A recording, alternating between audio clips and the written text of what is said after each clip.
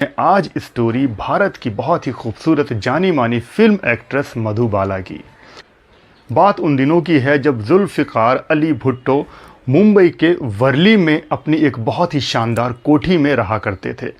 Partition के बाद उनका सारा परिवार पाकिस्तान शिफ्ट हो गया था, लेकिन साल 1954 से लेकर साल 1958 तक जुल्फ़िकार अली भुट्टो मुंबई के उस इलाके में अपनी उस कोठी में रहा करते थे। और उन्हीं दिनों में जुल्फ़िकार अली भुट्टो मधुबाला को बहुत ज़्यादा पसंद किया करते थे। साल 1952 के आसपास फिल्म मुग़ल आज़म की शूटिंग स्टार्ट हो गई थी और ये फिल्म बहुत ही बड़े पैमाने पर बन रही थी, बहुत ही महंगी फिल्म थी।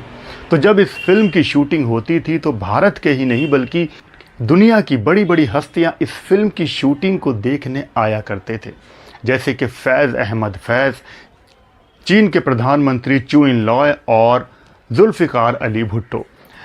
म्यूज़िक डायरेक्टर नौशाद बताते हैं कि जब इस फिल्म की शूटिंग चल रही थी और इसका ये गीत मोहे पनघट पे नंदलाल छेड़ गयो रे, जब ये गाना शूट हो रहा था तो इस गाने को देखने के लिए जुल्फ़िकार अली भुट्टो भी सेट पर मौजूद हुआ करते थे और वो अक्सर शूटिंग में आया करते थे और मन ही मन वो मधुबाला को बहुत ज़्यादा पसंद करने लगे थे।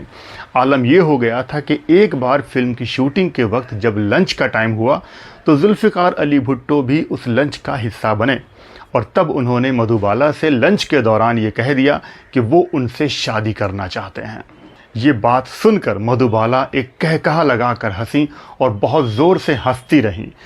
उन्होंने कोई जवाब नहीं दिया, वो हंसती रहीं और भुट्टो के नसीब में मधुबाला की ये हंसी ही रही। उसके बाद बात आई गई हो गई। मधुबाला को बहुत ही ज़्यादा खूबसूरत हीरोइन माना जाता था। उनकी तुलना होती थी हॉलीवुड की मैरिलिन मनरो से। इत्तेफाक देखिए कि मैरिलिन मनरो और मधुबाला ने दोनों ने ही एक ही उम्र में इस दुनिया को अलविदा कहा। 36 साल की उम्र में मनरो इस दुनिया से रुखसत हो गई साल 1962 में और 36 साल की उम्र में ही मधुबाला ने भी इस दुनिया को अलविदा कह दिया था।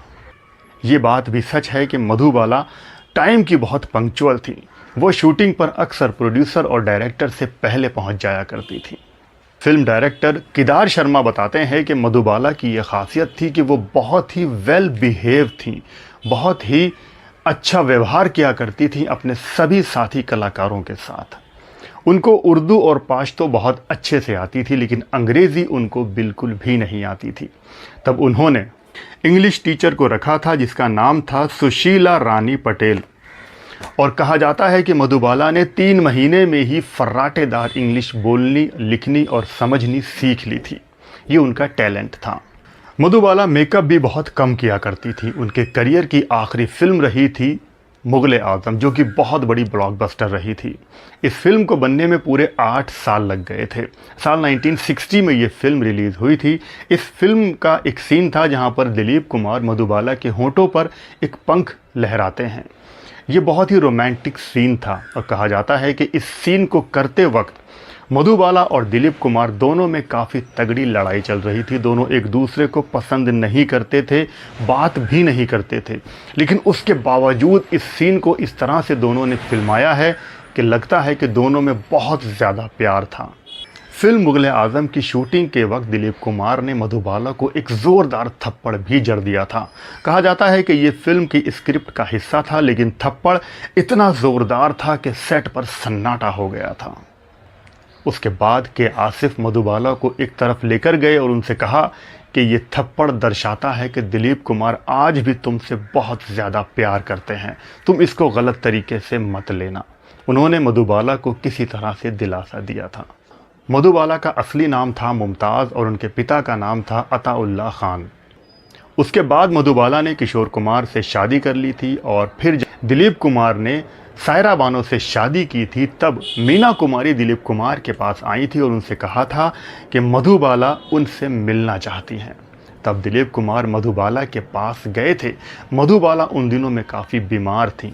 तब मधुबाला ने दिलीप कुमार का हाथ अपने हाथ में लेकर कहा था कि मेरे शहज़ादे को शहज़ादी मिल गई, आज मैं बहुत खुश हूँ।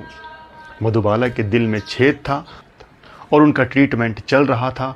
वो सेट पर अक्सर बेहोश भी हो जाया करती थीं और बहुत ज़्यादा बीमार रहने लगी थीं। इसी के चलते 23 फरवरी साल 1969 को महज 36 साल की उम्र में मधुबाला ने इस दुनिया को अलविदा कह दिया था। जैसे ही दिलीप कुमार को इसकी खबर मिली थी तो वो भी मधुबाला की कब्र पर फूल चढ़ाने चले गए थे। तो ये कहानी आपको कैसी लगी मुझे ज़रूर बताइएगा। वीडियो पसंद आया हो तो वीडियो को लाइक कर देना, चैनल पे नए हो तो सब्सक्राइब कर लेना। आप लोग अपना बहुत बहुत ख्याल रखें और देखते रहें रेट्रो शाविल। जय भारत, जय हिंद।